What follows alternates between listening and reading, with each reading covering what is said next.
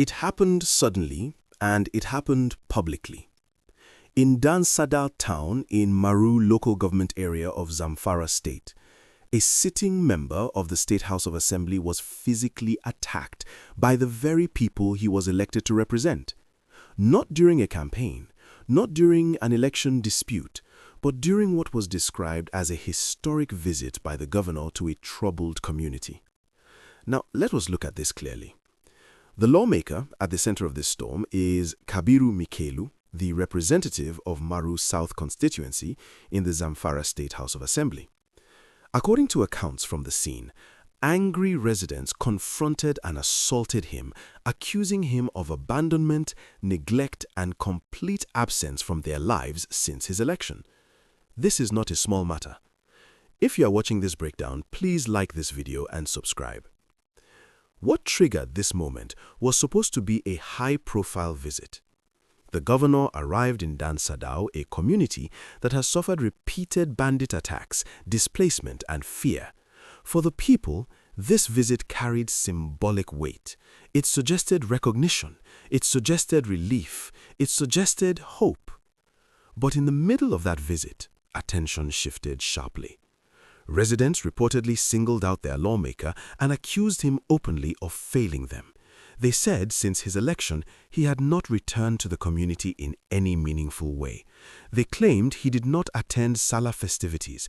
They said he did not visit families who lost loved ones to bandit attacks. They said he did not come to mourn with them. He did not speak with them. He did not stand with them. And then anger spilled over.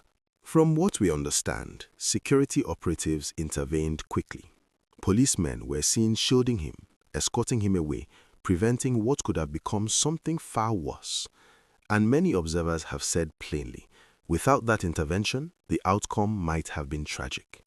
If you are following this story, please like this video and subscribe. Now, another angle to this issue is important.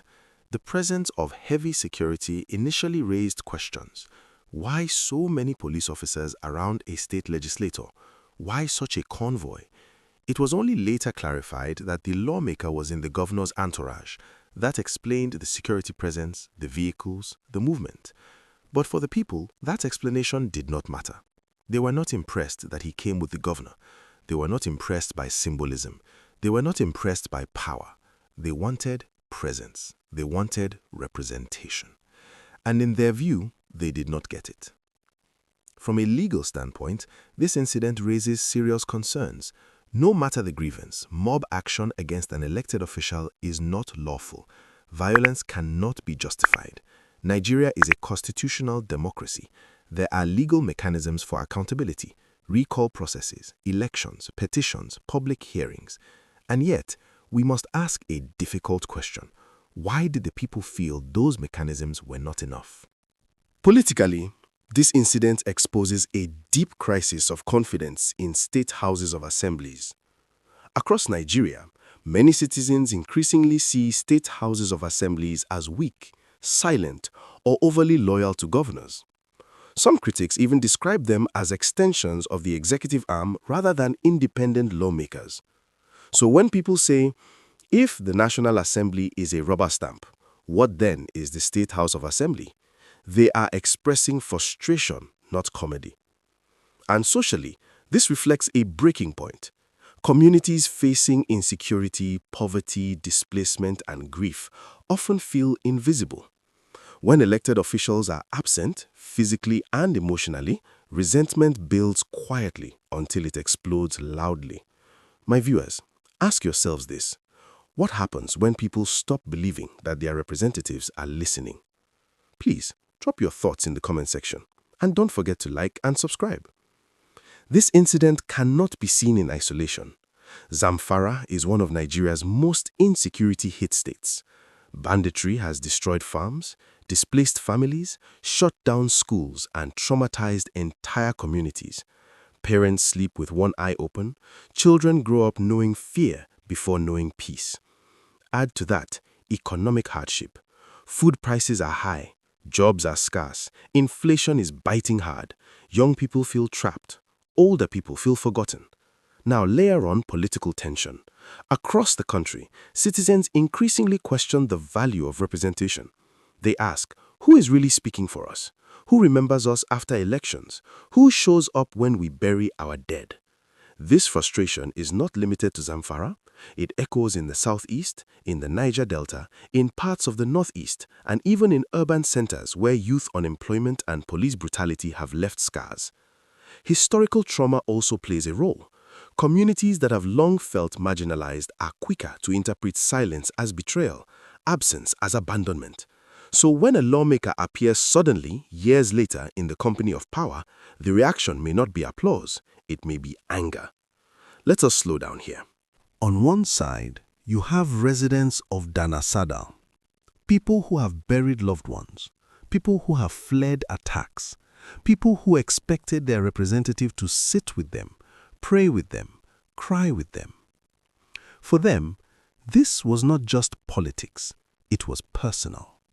Their anger, while not justifiable in violent form, did not come from nowhere. On the other side, you have a lawmaker who narrowly escaped serious harm. A human being, a father, a husband, someone who, regardless of performance, did not deserve to be lynched. And that is where the balance lies. We must condemn violence, but we must also interrogate what produces it. If you are following this balanced breakdown, please like the video and subscribe. From the government's point of view, several explanations may be offered. First, security challenges. Zamfara is dangerous terrain. Movement is risky. Officials may argue that limited access, security constraints, or intelligence reports restricted frequent visits. Second, legislative roles. Some may argue that lawmakers work primarily through motions, bills, and oversight, not constant physical presence. That constituency projects and engagement may happen through intermediaries. Third, political optics. Coming with the governor may have been intended to bring development, attention, and resources to the area. And indeed, shortly after the incident, the governor reportedly ordered reconstruction and rehabilitation of the general hospital in the area, as well as the construction of a major road, reportedly up to 90 kilometers. That suggests responsiveness. But here is the question Nigerians are asking. Why did it take public outrage for action to follow? Please share your thoughts in the comments. This incident sends a strong warning, not just to one lawmaker, but to public office holders across Nigeria. It tells them that visibility matters, presence matters, empathy matters. As new tax policies come into effect, scrutiny will increase. Citizens paying more will demand more.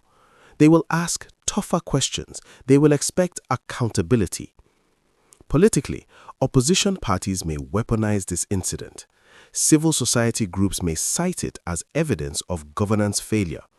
Security agencies may reassess crowd control during official visits.